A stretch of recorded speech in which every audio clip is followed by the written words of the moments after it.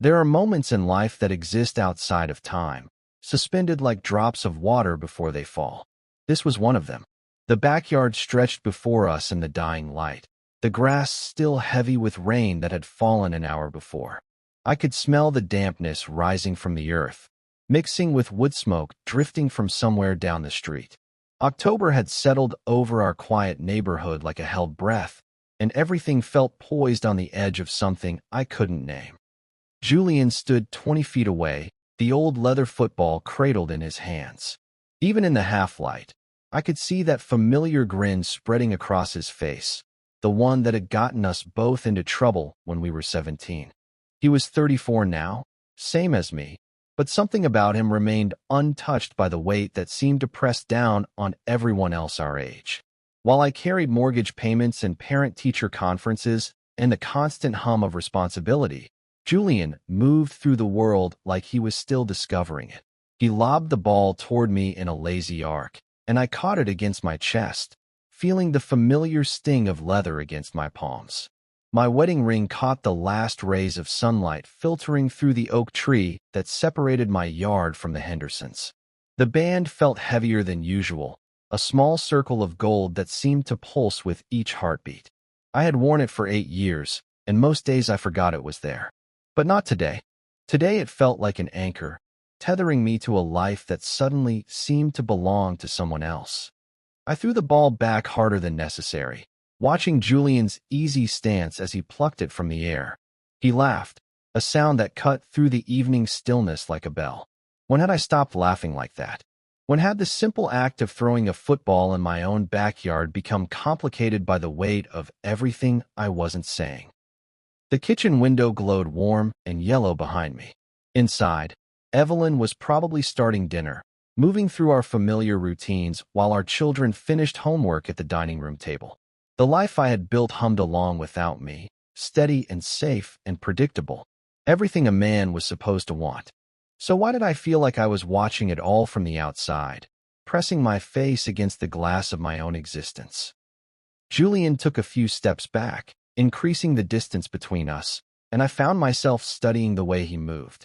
There was something different about seeing him again after all these years. In high school, we had been inseparable, but time and choices and the simple geography of growing up had pulled us in different directions.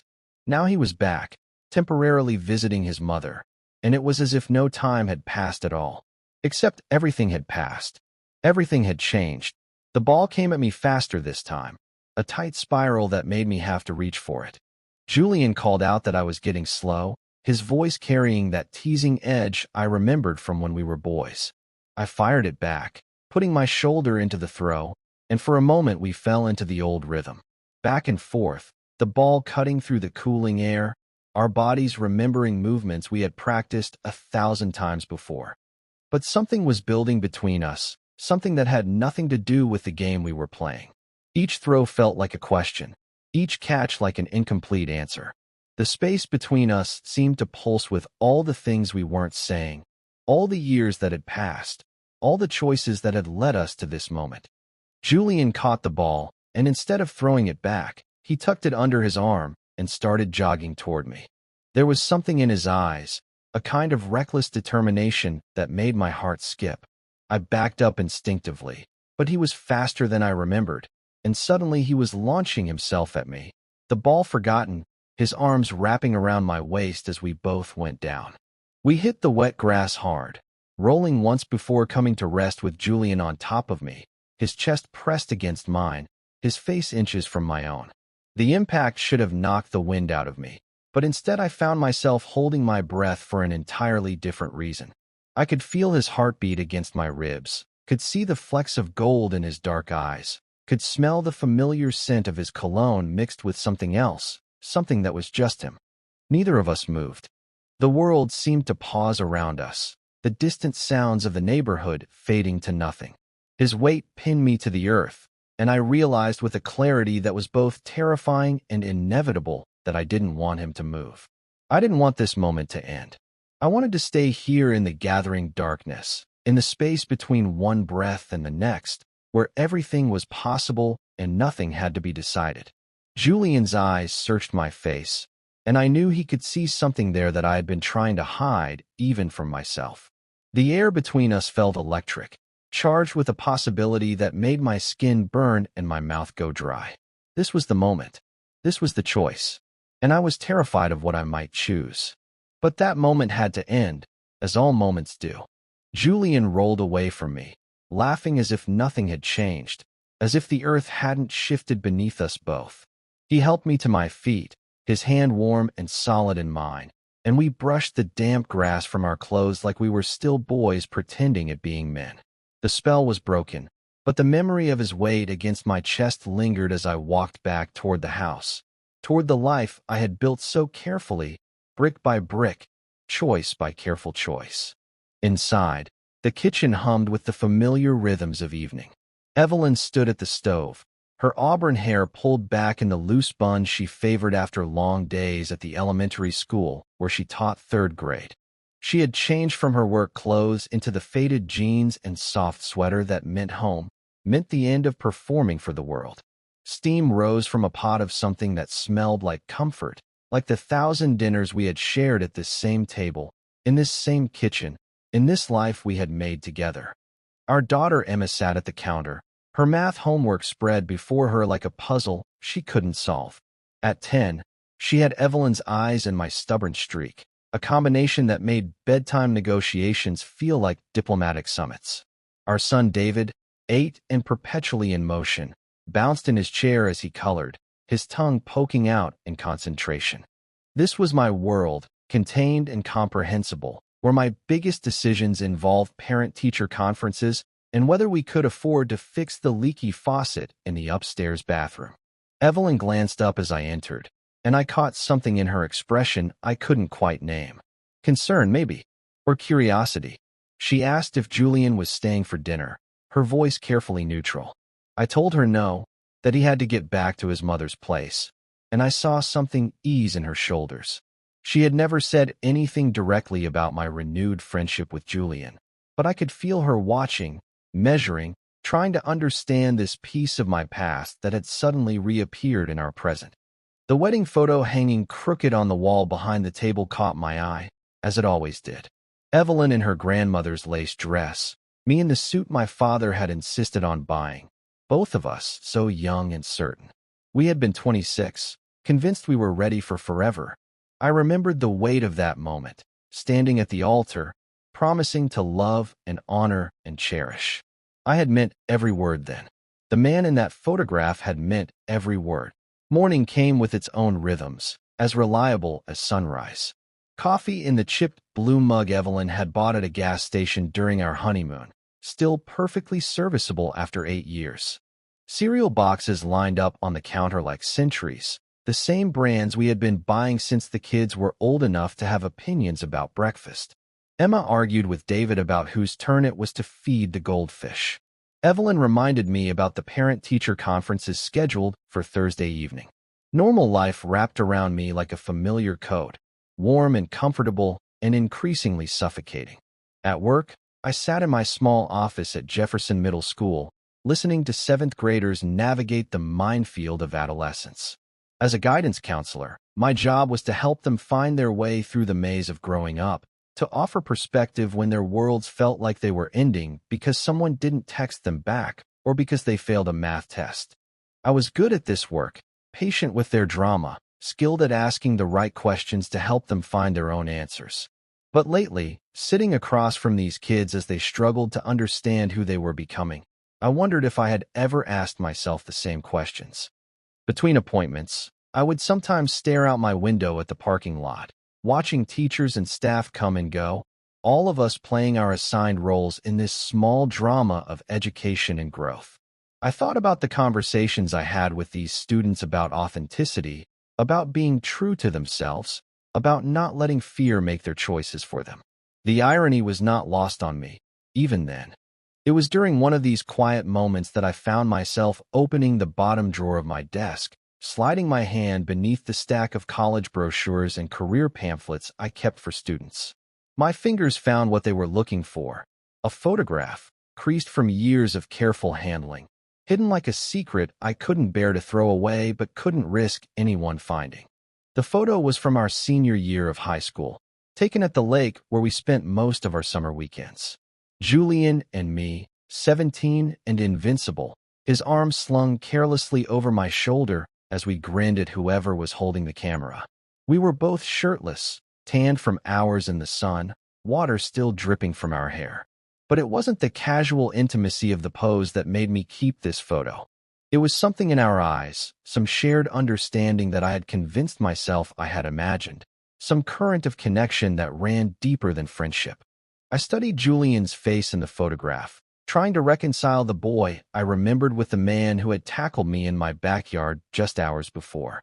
16 years had passed since this picture was taken, 16 years of building separate lives, of learning to be different people.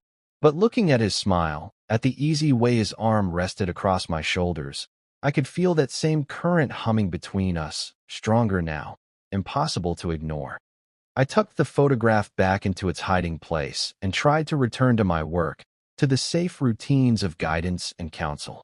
But something had shifted, some carefully constructed wall had developed a crack, and I could feel my real self pressing against the boundaries I had built, testing their strength, wondering what would happen if I finally let them fall. The call came on a Tuesday evening in late September, just as I was helping David with his science homework. My mother's voice carried that particular tone she used when she was trying to sound casual about something that wasn't casual at all. She mentioned that Mrs. Chun from down the street had told her that Julian was back in town, staying with his mother while she recovered from hip surgery. The words landed in my chest like stones thrown into still water, sending ripples through the careful calm I had cultivated over 16 years of distance. I found myself thinking about him more than I should have in the days that followed. During parent conferences, while reviewing student files, in the quiet moments before sleep when the house settled around us like a held breath, Julian's name would surface in my mind unbidden. I wondered what had brought him back, wondered if he ever thought about our shared past, wondered if he remembered the summer nights when we would drive the back roads with no destination, windows down, music loud, talking about everything except the one thing that seemed to pulse between us like a third heartbeat. The grocery store on Friday afternoon was the last place I expected to see him again. I was moving through the produce section with the methodical efficiency of a man who had memorized his family's routines, selecting apples and checking items off Evelyn's carefully written list. The fluorescent lights buzzed overhead, casting everything in that peculiar greenish glow that made fresh food look somehow artificial. I was reaching for a bag of carrots when I heard someone say my name. I turned, and there he was, Julian, standing 3 feet away with a basket containing what looked like the groceries of a man who had forgotten how to shop for himself. He looked older, of course, but the years had been kind to him in a way they hadn't been to most of us. His hair was still dark, though shorter now, and his eyes held the same amused spark I remembered from when we were boys planning elaborate pranks on our unsuspecting neighbors. The recognition was instant and overwhelming, like walking into a wall I hadn't seen coming. We stood there for a moment, 2 grown men in the produce aisle of a suburban grocery store, grinning at each other like teenagers. He said he couldn't believe it was really me, and I told him I had heard he was back in town.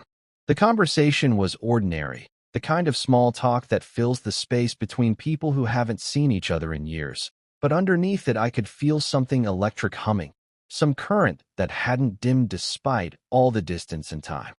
He looked good, I realized, in a way that had nothing to do with how the years had treated his face or his body. There was something unencumbered about him, something light and free that I hadn't seen in my own reflection in years. While I carried the weight of mortgages and responsibilities and the constant low-level anxiety of a man trying to hold a life together, Julian moved through the world like he was still discovering it, still open to whatever came next.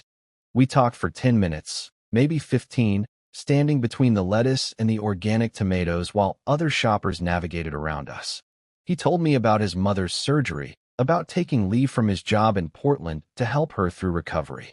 I found myself studying his hands as he gestured, remembering how they had looked throwing a football, how they had felt that one time in high school when he had grabbed my arm to stop me from walking into traffic, how the touch had lingered longer than necessary.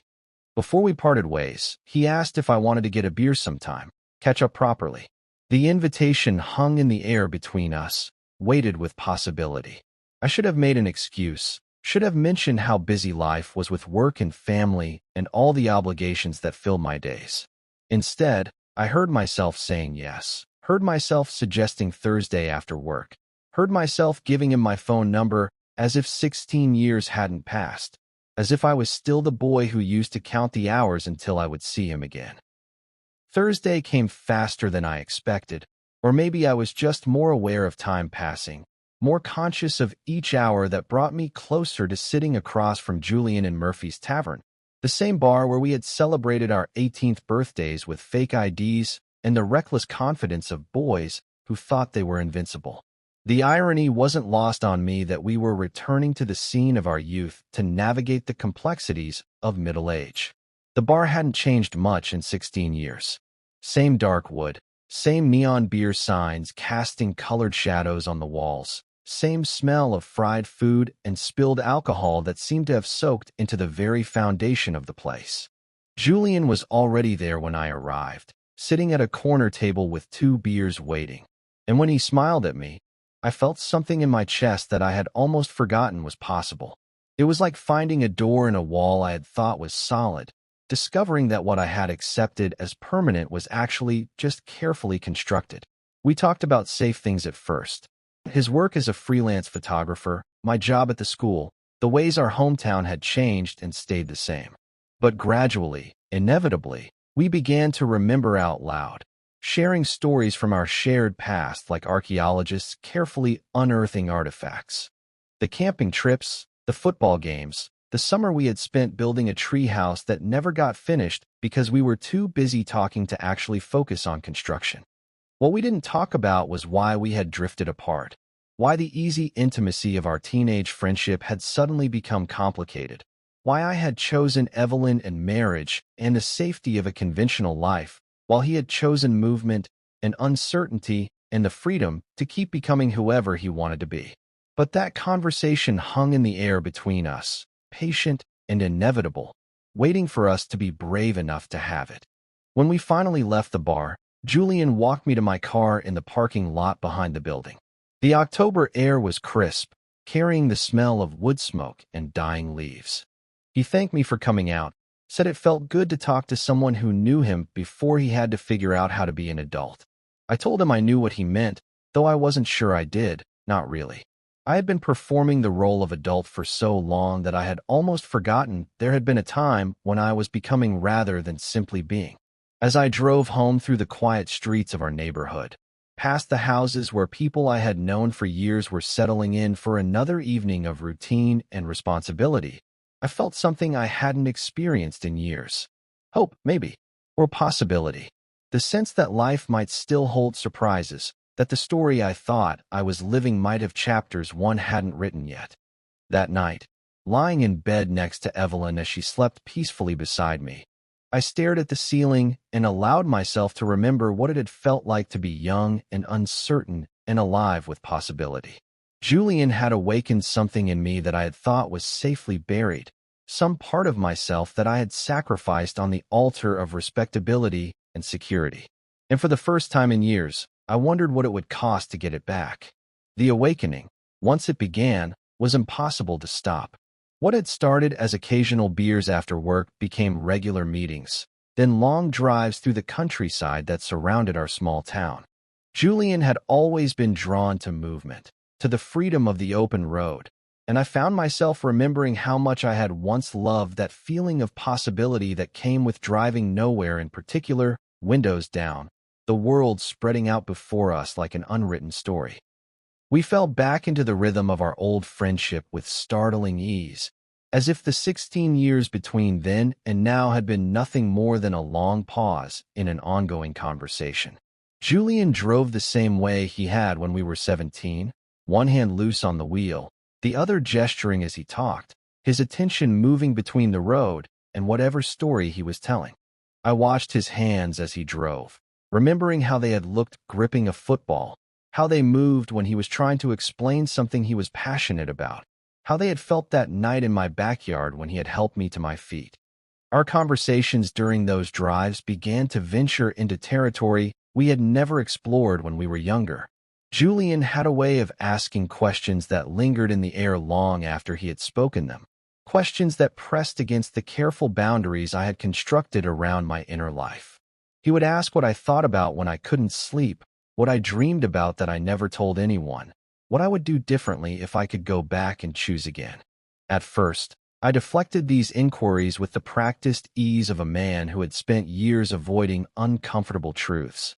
But Julian was patient, persistent in the way that only old friends can be. One evening in mid-October, we found ourselves parked at the overlook above Miller's Lake, the same spot where we had spent countless summer nights as teenagers, talking about girls and college and the lives we thought we wanted to live. The sun was setting behind the trees on the far shore, painting the water in shades of gold and amber that reminded me why I had once thought this was the most beautiful place in the world. Julian asked me if I was happy, the question emerging from a comfortable silence like a stone thrown into still water. Not whether my life was good or successful or stable, but whether I was happy. I started to give him the automatic response, the socially acceptable answer about being blessed and grateful and content with what I had built. But something in his expression stopped me, some quality of attention that made it impossible to lie. I found myself telling him about the mornings when I woke up feeling like I was suffocating, about the way I sometimes stood in my driveway after work, unable to make myself walk into the house, about the dreams I had where I was running towards something I could never quite reach. He listened without judgment, without offering solutions or platitudes, just letting me speak truths I had never said aloud. When I finished, he was quiet for a long moment, and in that silence I felt something shift between us, some wall coming down that I hadn't even realized was there. He told me about his own struggles with settling down, about the relationships that had ended because he couldn't make himself want the things other people seemed to want naturally. He spoke about feeling like he was living his life at a remove, watching other people build families and careers while he remained on the outside, always moving, never quite arriving anywhere that felt like home. As he talked, I realized that while our choices had been different, our loneliness was remarkably similar. The drive home that night felt charged with possibility, heavy with things we had almost said, but not quite. I found myself hyper-aware of Julian's presence beside me, of the sound of his breathing, of the way his laugh filled the car when something on the radio struck him as funny. When he reached over to change the station, his hand brushed my arm, and the contact sent electricity through my skin that I felt for hours afterward. At home, Evelyn was in the kitchen cleaning up from dinner, moving through her evening routine with the efficient grace of someone who had performed these same actions thousands of times. She asked how my evening had gone, and I told her it was fine, that Julian and I had just driven around and talked. She nodded, but I caught something in her expression that suggested she was measuring my words, trying to understand what I wasn't saying. Over the following weeks, I began to notice the way she watched me when she thought I wasn't looking. How she would pause in whatever she was doing when I mentioned Julian's name. How she seemed to catalog the changes in my behavior. The way I lingered in the shower longer than necessary, thinking about conversations from our drives. The way I would stare out the kitchen window during dinner, lost in thoughts I couldn't share. The way I had started checking my phone obsessively, hoping for texts from Julian that felt like small gifts when they arrived. The guilt was constant now, a low-level ache that colored everything I did. I felt like I was betraying Evelyn not just with my feelings, but with my very presence, sitting across from her at breakfast while my mind was elsewhere, kissing her goodnight while my body hummed with the memory of casual touches from someone else. I was becoming someone I didn't recognize, someone who could smile at his children while harboring secrets that would shatter their understanding of who their father was. But even as the guilt threatened to overwhelm me, I found I couldn't stop. Julian had reawakened something in me that I had thought was dead, some essential part of myself that I had buried so deeply I had almost forgotten it existed. When I was with him, I felt like I could breathe fully for the first time in years. His laughter seemed to unlock something in my chest that had been locked tight for so long I had forgotten what it felt like to be genuinely joyful. The way he looked at me when I was talking made me remember that I had opinions and thoughts and dreams that existed outside of my roles as husband and father and guidance counselor.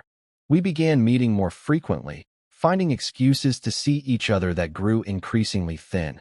Coffee before work became lunch during my break, became long Saturday afternoons when I told Evelyn I was running errands, but instead found myself parked in Julian's driveway, talking about books and movies and the strange turns our lives had taken. He had a way of listening that made me want to tell him everything, and gradually, I began to do exactly that. I told him about the photograph I kept hidden in my desk drawer, about the dreams I had been having where we were 17 again, and the world was full of possibilities we hadn't been brave enough to explore. I told him about the way I sometimes caught myself staring at him when he wasn't looking, about the electricity I felt when our hands accidentally touched, about the way my heart raced when his name appeared on my phone screen. Julian received these confessions with the same patient attention he gave everything else, never making me feel ashamed or foolish for finally speaking truths I had carried alone for so many years. Instead, he began to share his own memories, his own regrets about the choices we had made and the chances we had let slip away. He spoke about the summer before our senior year, about nights when he had wanted to say things to me that he had never found the courage to voice, about the way he had felt when I had started dating Evelyn seriously, like he was watching his best friend disappear into a life that had no room for him. These conversations left me raw and exhilarated, like someone who had been holding his breath for years and was finally learning to exhale. But they also left me more conflicted than ever, suspended between two versions of myself that seemed impossible to reconcile. At home, I was Nathaniel, the husband, the father, the responsible adult who paid bills and attended school functions and maintained the careful routines that kept our family functioning. But with Julian, I was becoming someone else, someone younger and more alive, someone who remembered what it felt like to want things fiercely and without apology. The transformation was slow but undeniable, like watching seasons change. I found myself paying more attention to how I looked when I knew I would see Julian, choosing clothes with more care than I had in years. I started listening to music again, remembering songs that had meant something to us when we were young. I began to notice beauty in ways I had forgotten. The way afternoon light fell across the dashboard during our drives, the sound of Julian's voice when he was explaining something he cared about, the comfortable silences that stretched between us like promises of understanding. But with this awakening came an awareness of everything I stood to lose. Watching Emma practice piano in our living room, seeing David's gap-toothed grin when he showed me his latest drawing, feeling Evelyn's warm presence beside me in bed each night, I was confronted daily with the weight of the life I had built and the people who depended on me to remain the man they thought I was. The cost of authenticity, I was learning, was not just personal. It rippled outward, touching everyone I loved, threatening to shatter the careful world we had constructed together. And yet, as October deepened into November, as our conversations grew more honest and our silences more charged with possibility, I found I couldn't imagine going back to the man I had been before Julian returned. The door he had opened in me refused to close, and I was beginning to understand that some awakenings, once begun, are impossible to undo. The moment of recognition came, as these moments often do, when I least expected it. It was a Saturday evening in early November, the kind of autumn day that carries summer's memory in its warmth while promising winter in its shortened light. Julian had come over for dinner, something that was becoming more common despite Evelyn's carefully neutral expressions whenever I mentioned his name. She had made her famous lasagna, and we had sat around our dining room table like old friends. Like this was normal, like the undercurrent of electricity between Julian and me wasn't charging every casual glance, every accidental touch of hands reaching for the same serving spoon. After dinner, while Evelyn supervised the children's homework and cleaned up the kitchen with the methodical efficiency of someone determined to stay busy, Julian and I found ourselves back in the yard. The old leather football sat on the porch steps where David had left it, and Julian picked it up with the same easy familiarity he had shown 16 years ago. The grass was thick with fallen leaves now, gold and red and brown scattered like confetti across the lawn I had spent the summer carefully maintaining. We started throwing the ball back and forth in the fading light, just as we had that first evening when he had returned to my life. But something was different now. The careful distance we had maintained over the past weeks, the way we had danced around the truth that hummed between us, felt suddenly unsustainable. Every throw was weighted with everything we hadn't said, every catch an acknowledgement of the connection we were both trying so hard to ignore. Julian's laughter cut through the evening air as he made an exaggerated catch, spinning around like we were still 17 and showing off for invisible crowds. I found myself laughing too, really laughing for the first time in years, the sound emerging from somewhere deep in my chest that I had almost forgotten existed. This was what I had been missing, I realized. Not just Julian's presence, but this version of myself that only seemed to exist when he was near. The man who could still be spontaneous, still be playful, still remember what it felt like to live in the moment instead of constantly planning for the next responsibility, the next obligation, the next careful step in the choreography of adult life. The game intensified as the sun sank lower, both of us running harder, throwing with more precision, our bodies remembering the easy athleticism of our youth. Julian called out that he was going long, and I watched him sprint across the yard, his form still graceful despite the years that had passed. I threw the ball in a high arc, watching it spiral through the darkening air toward his outstretched hands. He caught it and turned back toward me with that familiar grin, the one that had always meant trouble, the one that had once convinced me to sneak out of my bedroom window on school nights just to drive around with him until dawn. But instead of throwing the ball back, he tucked it under his arm and started running straight at me, his eyes bright with mischief, and something else, something that made my heart skip and my breath catch in my throat. I backed up instinctively, laughing, but he was faster than I remembered, and suddenly he was launching himself at me with the reckless abandon of someone who had never learned to be afraid of consequences. We went down hard, rolling once in the thick carpet of leaves before coming to rest with him on top of me, his weight familiar and foreign all at once, his chest pressed against mine, his face inches from my own. This was the same position we had been in that first evening, but everything was different now. The careful pretense we had maintained over the weeks of renewed friendship, the elaborate fiction that this was simply two old friends reconnecting, fell away like a mask I hadn't realized I was wearing. Julian's breath was warm against my cheek, and I could feel his heart beating against my ribs, could see something in his dark eyes that made my skin burn and my mouth go dry. Neither of us moved. The world seemed to pause around us, the distant sounds of the neighborhood fading to nothing. I was acutely aware of every point where our bodies touched, his hands braced on either side of my head, his legs tangled with mine, the solid weight of him pinning me to the earth. This should have been uncomfortable, should have been awkward, should have sent both of us scrambling to our feet with embarrassed laughter and muttered apologies. Instead, I found myself memorizing the moment, trying to burn every detail into my memory like someone who knows they are witnessing something they will never see again. Julian's eyes searched my face with an intensity that made me feel exposed, as if he could see straight through to the truth I had been carrying for so long. His breathing was uneven, matching mine, and in the charged silence between us I could feel something shifting, some fundamental change in the air that made it hard to think clearly. I realized with a clarity that was both terrifying and inevitable that this stillness was intentional. He wasn't moving because he didn't want to move. He was giving me time to understand, time to choose, time to finally acknowledge what had been building between us for weeks. The truth hit me like a physical blow, stealing what little breath I had left. This wasn't just attraction or nostalgia or the complicated emotions that come with reconnecting with someone from your past. This was love.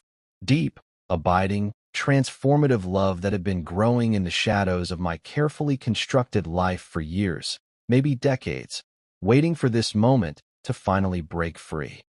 I had always loved him, even when we were boys and I didn't have words for what I was feeling, even during the years when I convinced myself that what I felt was just intense friendship, Even when I chose Evelyn and marriage and the safety of a conventional life, some part of me had belonged to Julian.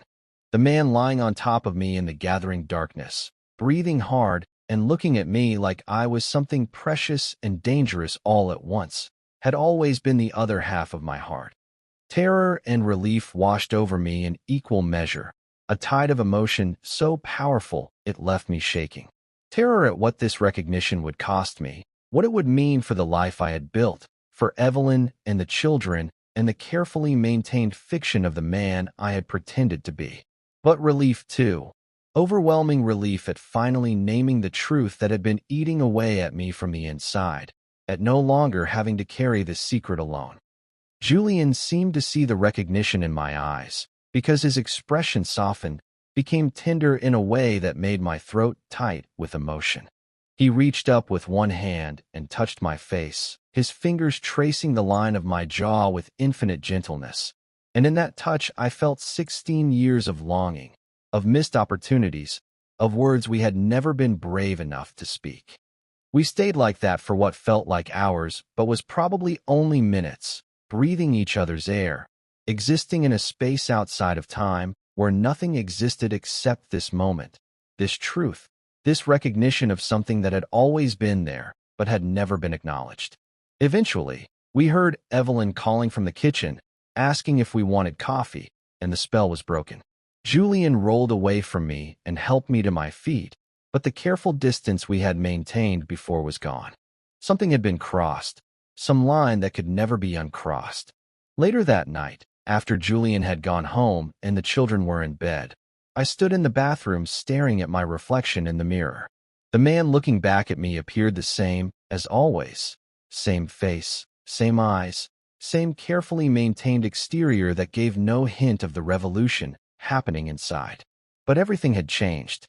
I raised my hand and touched the place on my jaw where Julian's fingers had been, and finally, in a whisper so quiet it barely disturbed the air, I spoke the truth aloud.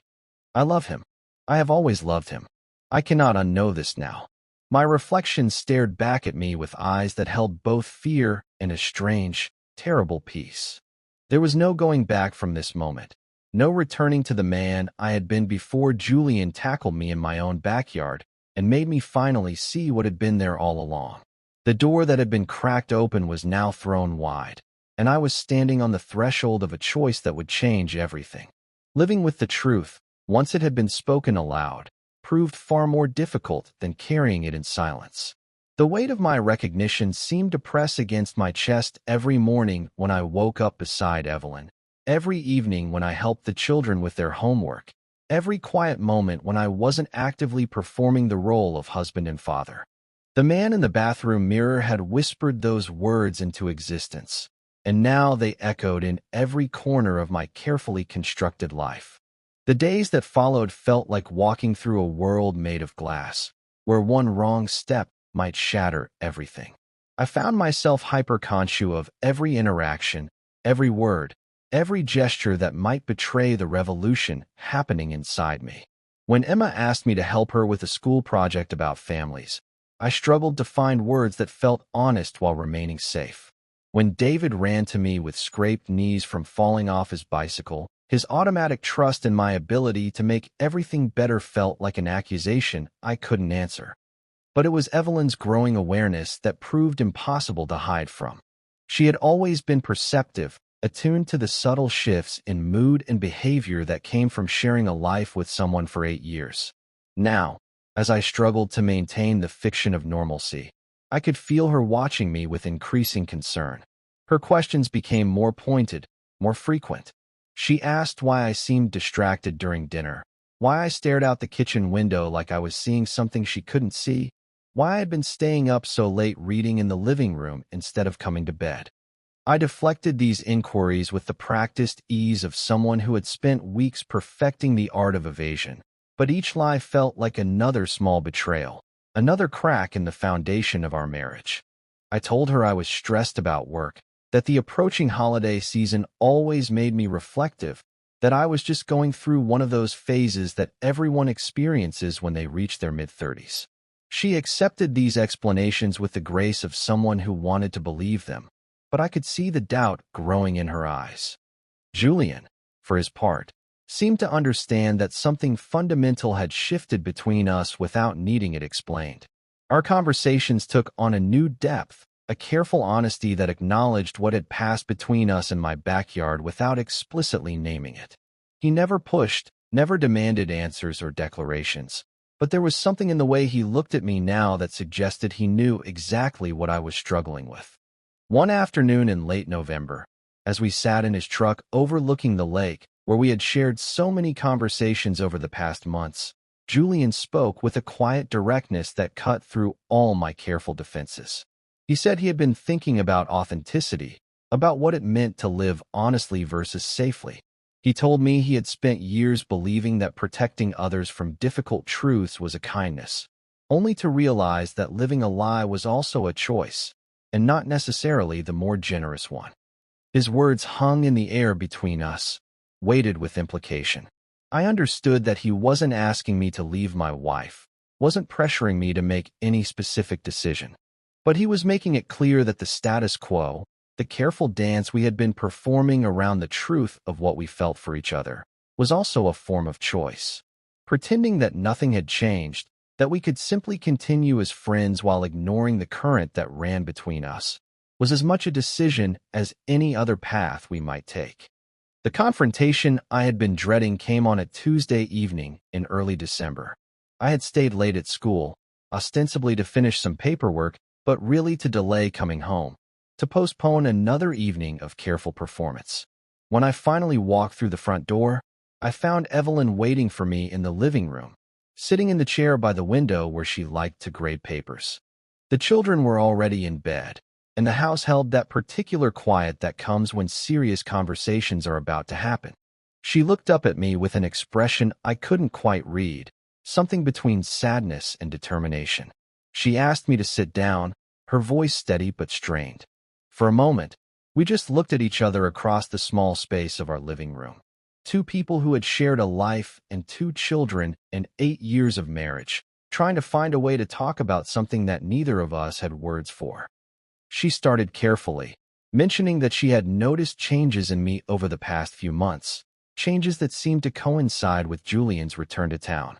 She said she wasn't accusing me of anything, wasn't trying to start a fight, but that she needed to understand what was happening to us. The distance she felt growing between us wasn't something she could ignore anymore. I began to offer the same explanations I had been giving for weeks, but she stopped me with a look that was both gentle and uncompromising. She said she had been married to me long enough to know when I was telling the truth and when I was protecting us both from it. Then she asked the question that I had been dreading, the one that cut straight to the heart of everything I was struggling with. Who are you when you're with him? The question hung in the air between us like something alive, demanding an answer I couldn't give. I opened my mouth to speak, to offer some reassurance that would smooth over this moment and return us to the careful normalcy we had been maintaining. But nothing came. No words, no explanations, no denials that felt anything but hollow. My silence stretched between us, filling the living room with a weight that pressed against my chest and made it hard to breathe. Evelyn watched me struggle with an expression that broke my heart, understanding more in my inability to answer than any words could have conveyed. She had known me long enough to read the truth in my silence, to see the man I was becoming when I was away from home, away from the life we had built together. When she finally spoke again, her voice was quiet but steady. She said she could see that I was drowning, caught between two versions of myself that seemed impossible to reconcile. She told me she had always known there was something different about my friendship with Julian, something that went deeper than the casual relationships I had with other people. But she had never pushed, never asked direct questions, because she had been afraid of what the answers might be. Now, sitting in our living room surrounded by the evidence of the life we had created together, she said she needed to know what I wanted. Not what I thought I should want, not what would be easiest or safest or most responsible, but what would allow me to stop drowning in the contradiction between who I was and who I was trying to be. The cost of honesty pressed against the cost of staying, two impossible weights that threatened to crush me between them. If I told her the truth, If I acknowledged what I was feeling for Julian, I would be destroying the life we had built, shattering the world our children knew, asking everyone I loved to pay the price for my authenticity. But if I chose safety, chose to bury this truth again and return to the careful performance of being the husband and father they needed me to be, I would be choosing a kind of death, a slow suffocation of the part of myself that Julian had awakened. Evelyn waited patiently for my answer, her eyes holding both love and a terrible understanding. She knew, I realized. She had always known, on some level, that this day would come. The only question was whether I would be brave enough to face it honestly, or whether we would spend the rest of our marriage pretending that this conversation had never happened. The silence stretched between us, heavy with the weight of 8 years of marriage, 2 children who trusted me to be their constant, and the truth I had finally allowed myself to acknowledge. I sat in our living room, surrounded by the life I had built so carefully, and tried to find the courage to either destroy it or save it. Either choice felt like a kind of betrayal, and I wasn't sure I was strong enough to make either one. The decision, when it finally came, arrived not with dramatic revelation, but with the quiet certainty of morning light creeping across a familiar room. I had spent the night on the couch, staring at the ceiling and listening to the sounds of the house settling around me. Evelyn had gone to bed after our conversation ended in that terrible silence, her footsteps heavy on the stairs, the bedroom door closing with a softness that felt like forgiveness and finality all at once. Now, as November dawn filtered through the living room windows, I found myself walking out to the backyard where so much had begun and ended. The old leather football lay forgotten in the grass, damp with morning dew, a remnant of games that belonged to a different version of myself. The air carried the weight of approaching winter, that particular stillness that comes when the year begins to close in on itself. I sat on the porch steps and allowed myself to really see the life I had built. The swing set David had begged for 3 summers ago, now showing the first signs of rust, but still sturdy enough to hold his dreams. The garden Evelyn tended with such care, now dormant, but promising spring's return. The windows of our house, golden with the warm light she always kept burning, windows that had framed 8 years of mornings and bedtime stories and all the small moments that make up a shared life. Inside, I could hear her moving through the house with the careful quiet of someone trying not to wake sleeping children. The familiar sounds of coffee being made, of newspaper pages turning, of life continuing its patterns even as the foundation shifted beneath us. She had always been stronger than me, more capable of carrying difficult truths with grace. Even now, in the aftermath of our conversation, she was creating normalcy for Emma and David, protecting them from the earthquake happening in their parents' marriage. The sound of a truck engine turning over at the curb made me look up. Julian sat behind the wheel of his old Ford, the engine running low and patient, exhaust visible in the cold morning air. He didn't look toward the house, didn't wave or gesture or make any demands. He simply waited, giving me the space to choose, the time to understand what I needed to do. I thought about the man I had been when I woke up yesterday morning, the careful construction of respectability and responsibility I had maintained for so many years. That man would have gone inside, would have made coffee for his wife and breakfast for his children, would have continued the elaborate performance of being someone he wasn't. That man would have chosen safety over truth, obligation over authenticity, the known weight of quiet desperation over the terrifying lightness of possibility. But something had broken in me during those moments in Julian's arms, some careful barrier that could never be rebuilt. I had remembered what it felt like to be fully alive, fully myself, and I couldn't unknow that feeling. The choice wasn't really between Julian and Evelyn, between one life and another. It was between drowning in the lie I had been living and learning to breathe as the person I had always been but never allowed myself to become. My wedding ring felt heavy on my finger, this small circle of gold that had marked 8 years of trying to be the husband Evelyn deserved, the father my children needed, the man everyone expected me to be. Slowly, carefully, I slipped it off and placed it on the wooden railing of the porch. The metal was warm from my skin, carrying the imprint of all the promises I had made in good faith, but couldn't keep, not, and remain whole. The white band of skin where the ring had been looked strange, vulnerable, like something that had been protected from sunlight for too long. I touched it gently. This mark that would fade but would always be part of me, a reminder of the love I had felt and the life I had tried so hard to make work. I would carry Evelyn and Emma and David with me always, not as burdens, but as pieces of my heart that would never stop belonging to them, even as I chose a different path forward. Julian's truck continued its patient rumble, the sound mixing with the morning chorus of birds and the distant hum of neighbors beginning their days. I stood up from the porch steps, my legs unsteady, but my resolve growing stronger with each breath. The hardest conversations lay ahead of me, the careful work of untangling 8 years of shared life, the impossible task of explaining to my children why their father had to leave to become the person he was meant to be. But for this moment, in the quiet space between one choice and its consequences, I allowed myself to feel something I hadn't experienced in years, the strange, terrible peace of finally stopping the fight against myself. The morning light seemed brighter somehow, the air cleaner, as if I had been holding my breath for decades and was only now learning to exhale. I walked toward the truck without looking back at the house, carrying nothing but the clothes on my back and the weight of a decision that would change everything. Julian looked at me as I approached, his expression holding no triumph or relief, just quiet understanding. He knew, as I was learning, that some choices are less about what we're moving toward and more about what we can no longer bear to move away from. The truck door opened with a familiar creak, and I climbed inside, leaving my wedding ring on the porch railing like a small monument to the life I was leaving behind.